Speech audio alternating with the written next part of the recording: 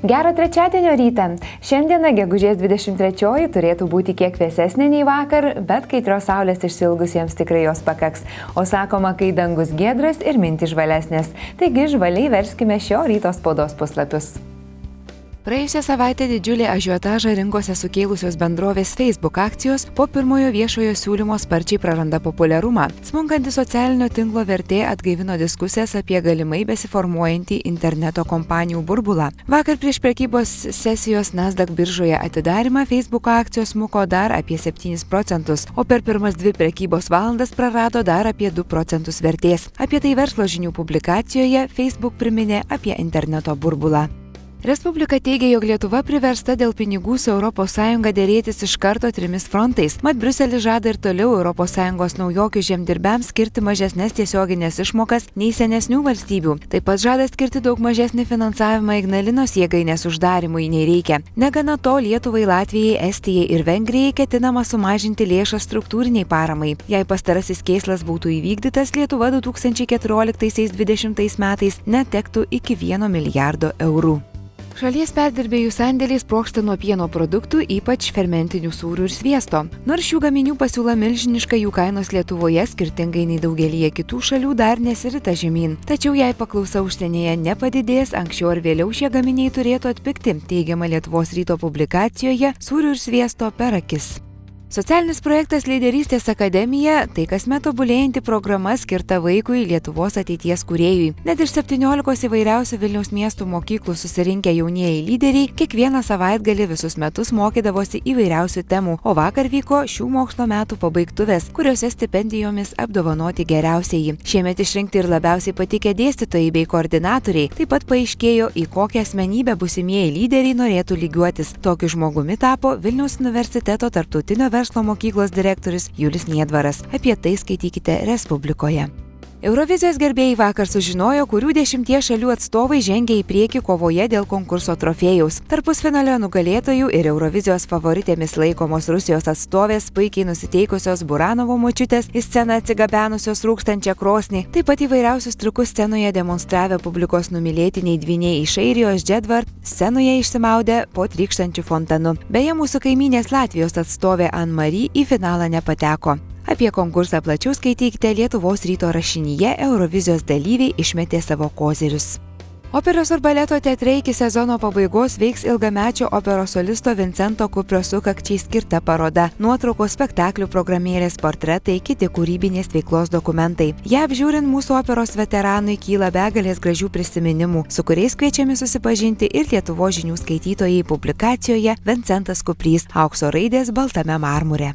Maudymosi sezonas Lietuvoje oficialiai prasideda birželio 1 ir tęsiasi iki rugpjūčio 15. Vilniaus gyventojai ir miesto svečiai galės ramiai pliuškenti sostinės vandens telkiniuose. Jie švarūs. Vandens tyrimai sostinėje atliekami oficialiai įteisintuose paplūdimiuose - Neries Valakopių 1 ir 2, Žirmūnų, taip pat Žaliųjų ežerų maudyklose. Specialistai atkreipia dėmesį, kad vandens tarša upėse būna didesnė, ypač padidėja esant liūtims. Apie tai plačiau Vilniaus dienos rašinyje Maudynių sezonas atidarytas. Nuo šiandien kviečiu peržvelgti naujausią žurnalo Iliustruotas mokslas numerį, kuriame kaip visuomet rasime naujų mokslinių teorijų, atradimų ir įžvalgų bei technologijų naujienų. Kaip tik prieš mane naujienų skiltyje batų gaminančių energiją atvaizdas. Pasirodo, Amerikos mokslininkai iš Viskonsino universiteto sukūrė batą, kuris žmogui einant gali įkrauti mobiliojo telefono ar MP3 grotuvo bateriją apytiksliai per 25 minutes ir žinoma be laidų. Na ir šiame bate pritaikyta atvirkštinio elektrinio drėkinimo technologija, su kuria ir supažindinamas skaitytojas. Verčiame puslapį toliau ir nemažai dėmesio žurnale skiriama žmonių pirmtakų laikomam Homo erectus. Pasirodo, kad pastaraisiais metais jų aptikta ten, kur niekur nebuvo tikimasi. Todėl atsirado naujų sensacingų teorijų ir žmonių protėvis prikaustė pasaulio dėmesį kaip meistras ir vyrėjas, laivų statytojas ir jūreivis ir pasirodo, kad jis kilęs iš Azijos, o ne iš Afrikos, kaip anksčiau manyta, ir tik vėliau migravo į Afriką. Taigi su Homo erectus gyvenimo tyrimu ir susidursite perskaitę šią išsame publikaciją. Na, šalia istorijos technologinės naujovės. Daug dėmesio skiriama šį kartą 3D technologijai. Esą parduotuvių lentynose greit pasirodys pirmieji dideli 3D televizoriai be 3D akinių, sukuriantys vaizdo erdviškumo pojūtį. Išgaubti lęšiai ir sudėtingi skeneriai nuo plokščio ekrano mūsų akims siūs du šiek tiek skirtingus vaizdus, o smegenys juos suvoks kaip trimatį vaizdą. Na ir tokius 55 colių strižainės modelio televizorius jau siūlo Japonijos elektroninės įrangos milžinas Toshiba. Taip pat tokius prietaisus, trimačius ekranus, kuriems nereikalingi akiniai, tik nešiojamuosiuose prietaisuose jau siūlo irgi Toshiba ir Fujifilm. Taip pat naujiena.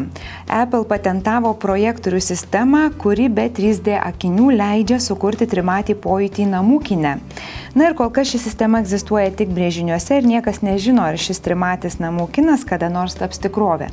Tačiau Apple šią linkmę jau dirba. Verčiame dar kelis puslapius ir randame pagrindinę žurnalo temą.